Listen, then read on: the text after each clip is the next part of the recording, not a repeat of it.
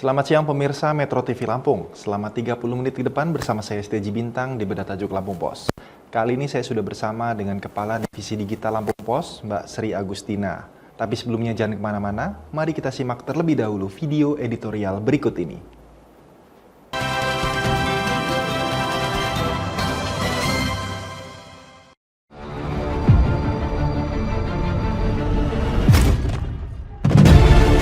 Mendulang investasi industri makanan. Sejauh tahun 2023, Kota Bandar Lampung telah mencapai realisasi investasi sebesar 52,62%, mencapai 1,78 triliun rupiah dari target ambisius 3,4 triliun rupiah.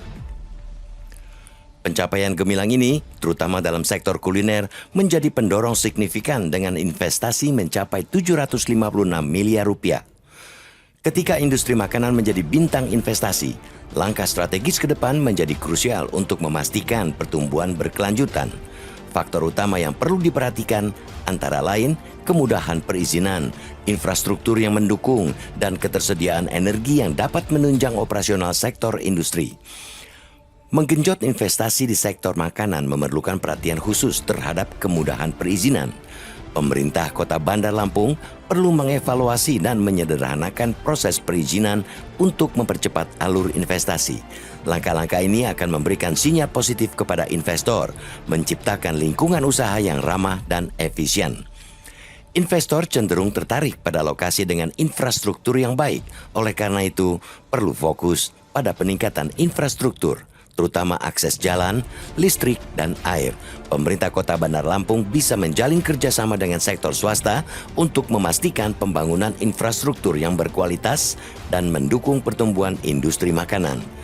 Daya listrik yang andal dan memadai menjadi aspek krusial dalam operasional industri makanan.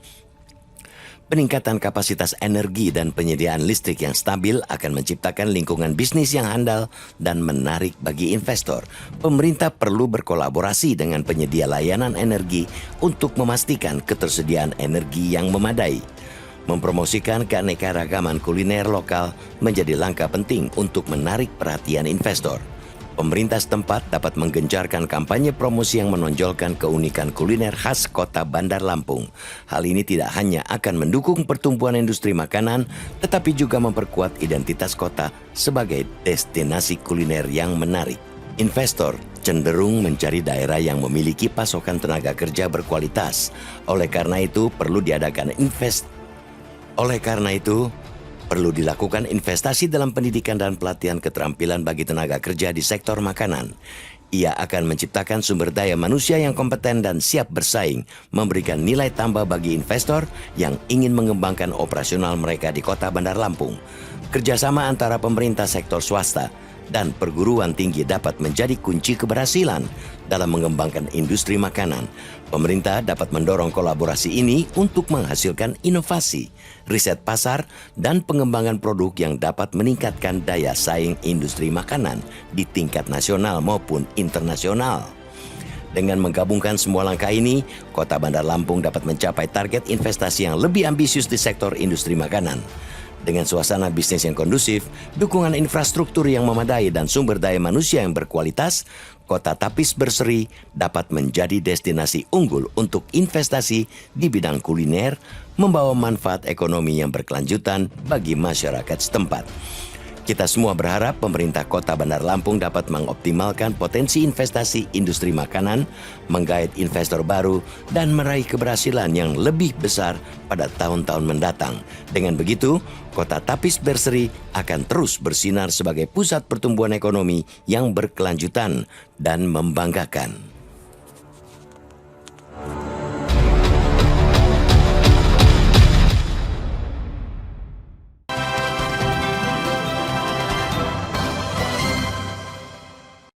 Selamat siang Mbak Cici. Siang Mas Haji. Gimana kabarnya Mbak? Alhamdulillah. Baik ya Mbak ya. Juga ya. Sehat juga Mbak. Sehat seperti investasi di Lampung ya Mbak ya. Kayaknya ini bakal jadi bahan tajuk untuk edisi hari ini ya. Mungkin dijelaskan lebih dalam lagi nih Mbak terkait tajuk hari ini. Ya, tajuk Lampung Pos hari ini mengangkat tentang investasi yang ada di Kota Bandar Lampung. Ini karena mendekati akhir tahun ya. biasanya mulai dievaluasi berapa sih realisasi investasi yang sudah ada. Memasuki bulan November ini realisasi investasi yang masuk di Kota Bandar Lampung sudah mencapai 52%. Memang masih jauh ya, tapi itu sudah cukup bagus. Dari target 3,4 miliar ya, itu sudah 1, triliun ya, udah mencapai 1,7 triliun ya. Nah, dari besaran yang masuk ini ternyata investasi di bidang makanan, industri makanan itu cukup menonjol, yaitu mencapai angka 700 sekian miliar, hampir menyentuh 800 miliar. Nah, ini alangkah suatu hal yang membanggakan dan harus kita dukung seterusnya ya, bahwa ternyata industri makanan atau industri kuliner itu juga mempunyai peran penting dan diminati oleh investor. Nah, memang perlu ada perbaikan-perbaikan lagi agar industri ini atau investasi, orang ingin investasi di industri makanan ini lebih gencar lagi gitu ya. Artinya ya pemerintah juga harus memberikan tempat atau mengakselerasi ya Mbak ya. Betul. Supaya bisa kuliner-kuliner kecil itu ya Mbak ya, kuliner kecil dan kuliner-kuliner besar, restoran dan kafe mungkin ya, atau jajanan kaki lima juga secara tidak langsung menyokong itu ya. juga ya Mbak, karena kan beli bahan bakunya tetap di toko-toko kue dan sebagainya, artinya perputaran uang semakin meningkat ya Mbak. Baik, mungkin kita akan lanjutkan kembali ya Mbak Cici ya, terkait dengan pembahasan investasi yang ada di Lampung ini. Ya pemirsa Metro TV Lampung, kita akan kembali lagi setelah pariwara berikut ini.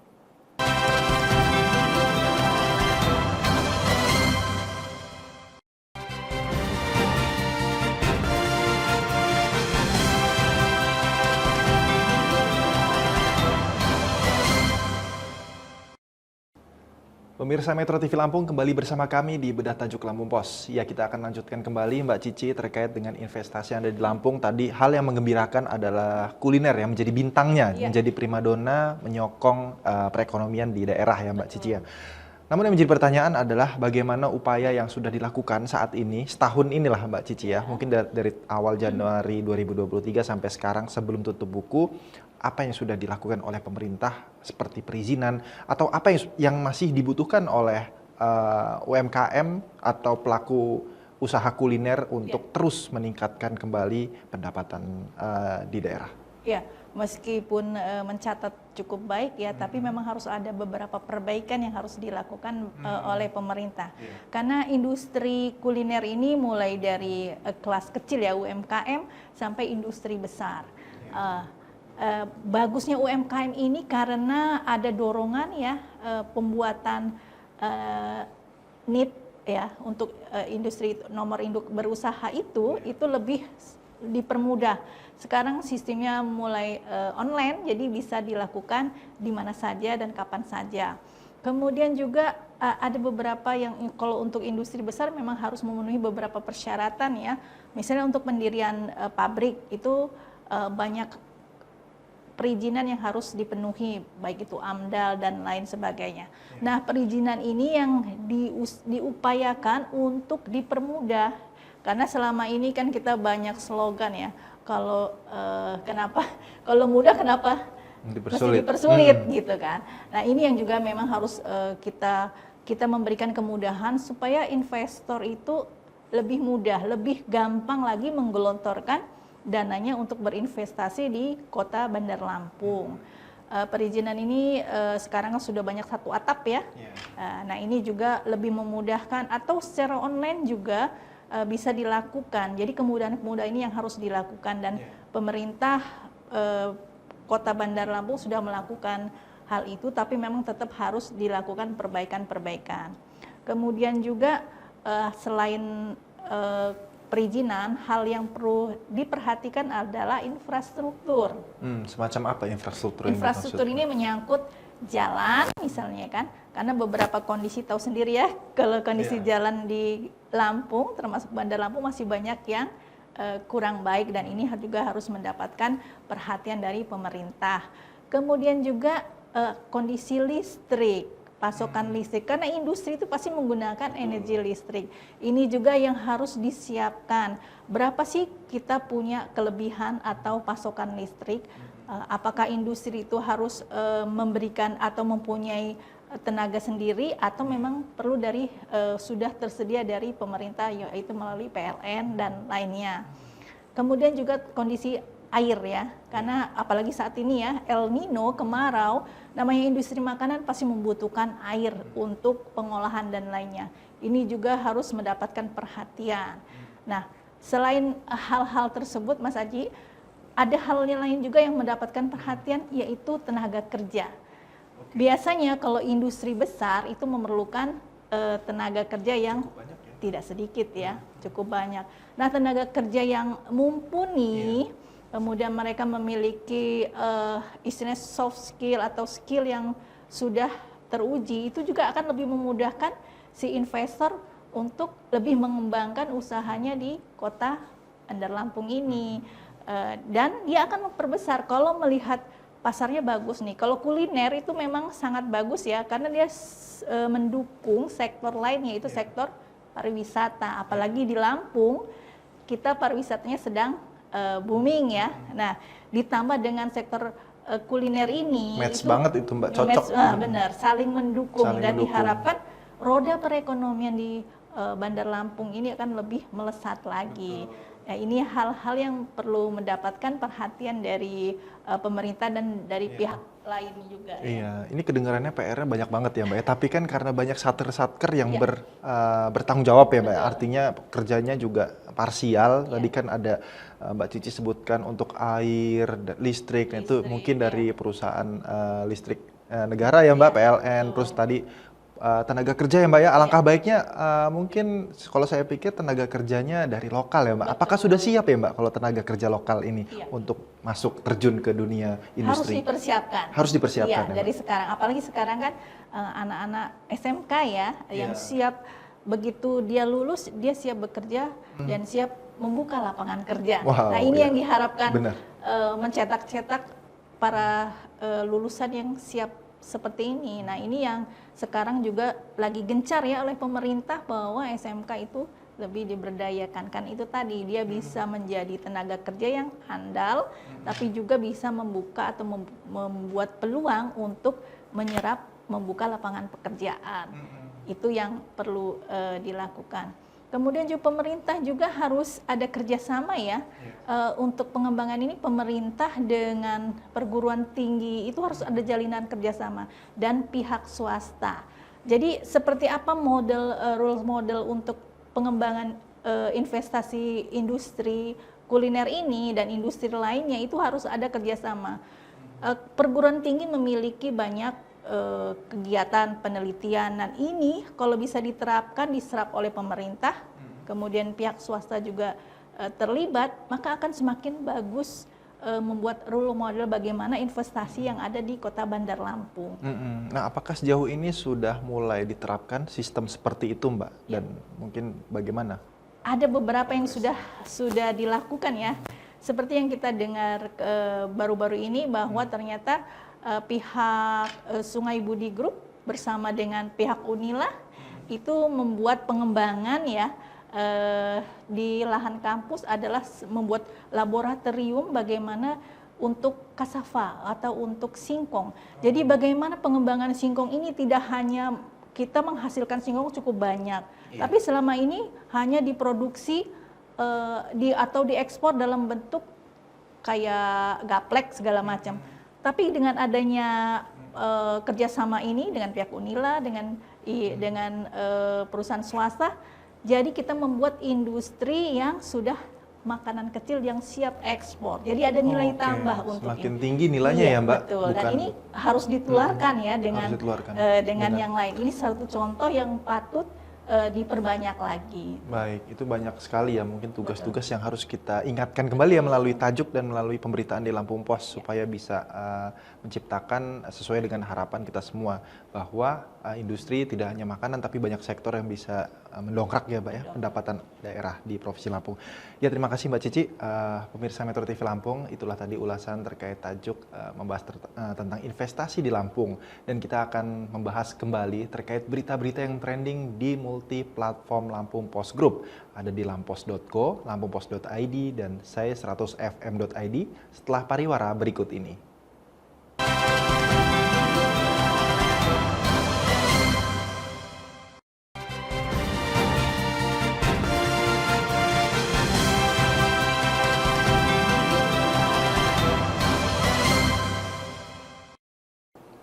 Pemirsa Metro TV Lampung, kembali bersama kami di Bedah Tajuk Lampung Pos. Kali ini kita akan membahas terkait berita yang trending di Lampung Pos Group. Yang pertama ada di lampos.co. Di berita pertama ada berita terkait Andri Gustami gunakan rekening calo pelabuhan untuk tampung uang narkoba. Kemudian di berita kedua ada Pertamina klaim pendistribusian BBM solar di Lampung lancar. Dan berita selanjutnya, Kejari tetapkan 2 tersangka kasus terminal tipe C Mesuji. Dan ada berita lainnya yaitu Arinal hingga Riko Menoza masuk daftar calon kepala daerah 2024 Partai Golkar. Dan di berita terakhir di lampos.co, Lapas Kalianda geledah hunian warga binaan dan ada beberapa temuan. Ya Mbak Cici mungkin kita mengangkat membahas terkait berita Andri Gustami ya, yang menggunakan rekening. Mantan Kasat Narkoba Lampung Selatan ya, tapi justru dia yang mengendalikan bisnis haram itu ya Pak. Bisnis haram ya, ini sudah masuk dalam persidangan ya, dan ternyata diketahui dalam persidangan tersebut uang itu tidak langsung diterima oleh Andri Gustami, tapi melalui calo tiket di pelabuhan. Jadi calo ini yang biasa dia menyalurkan tiket kendaraan atau untuk menyeberang, dan itu dimanfaatkan oleh Andri Gustami untuk menyetorkan uang. Jadi memang sudah tertata ya. Jadi tidak kelihatan langsung itu masuk ke dalam rekeningnya karena tentunya ada PPATK yang akan memantau pergerakan keuangannya pejabat. Nah, tapi namanya seburuk-buruknya itu namanya kejahatan akan terkuak juga.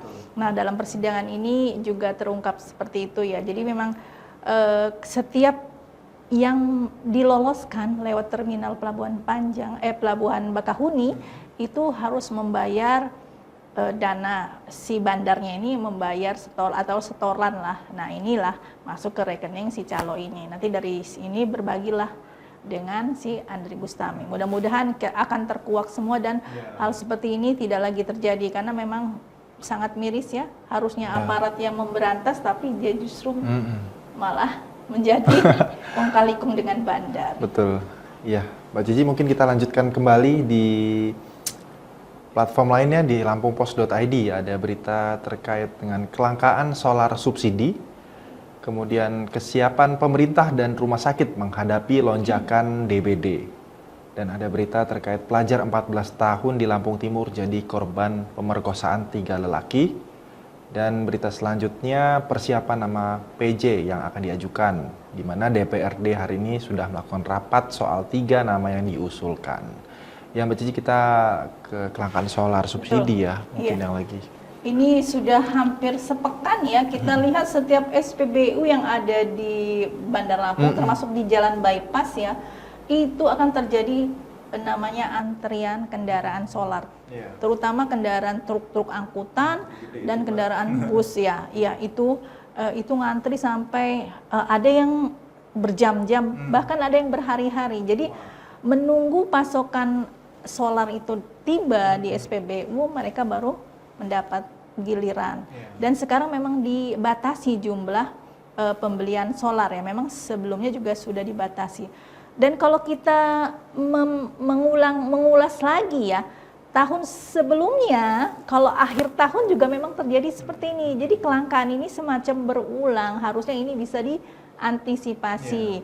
Kalau pihak Pertamina mengklaim kondisi lancar-lancar aja atau aman. jumlah pasokan untuk solar di Lampung itu hampir 700.000 ya.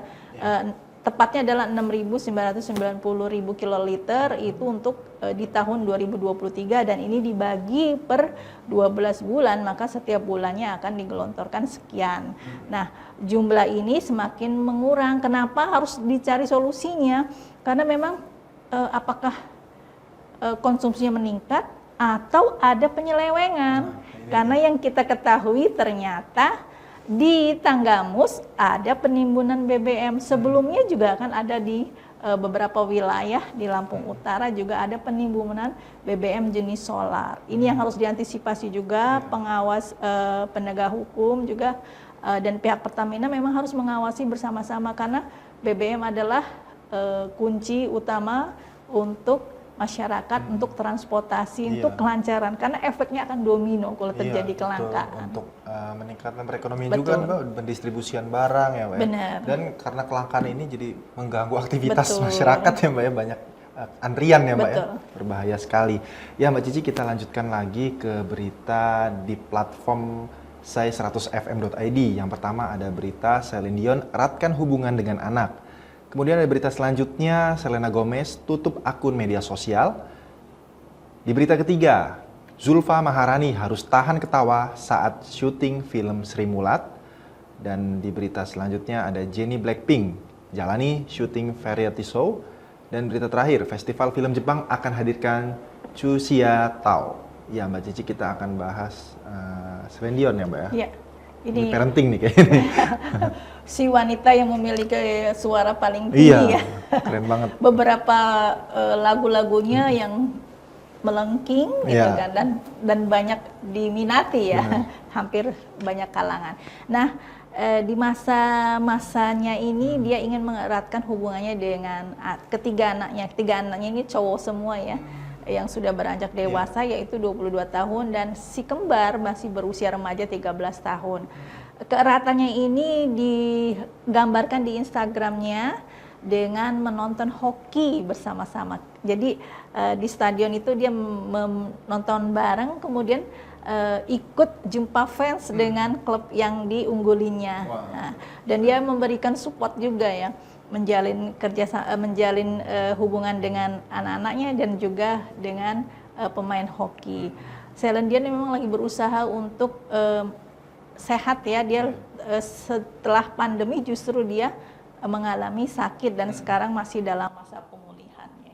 Nah, ini patut dicontoh ya Mbak ya, untuk meningkatkan hubungan ya, mempererat hubungan antara orang tua dan anak ya. Tidak mesti di usia tua tapi usia muda nih, kayak anak-anak milenial sekarang.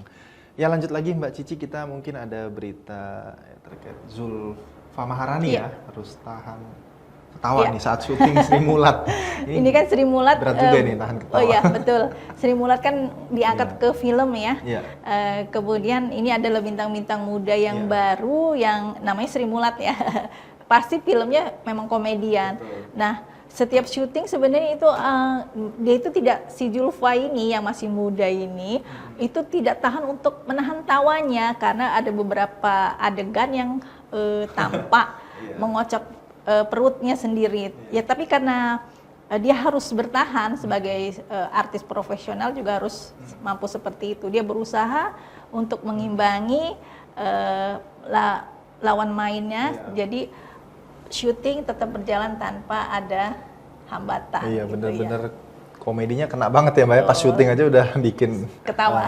Pemerannya ketawa. Betul. Ya Mbak Cici, terima kasih banyak atas ulasannya terkait bedah tajuk dan berita-berita yang trending di Lampung Post Group. Ya pemirsa Metro TV Lampung, itulah tadi pembahasan kita terkait bedah tajuk Lampung Post edisi hari ini dan beberapa berita yang trending di multi platform Lampung Post Group.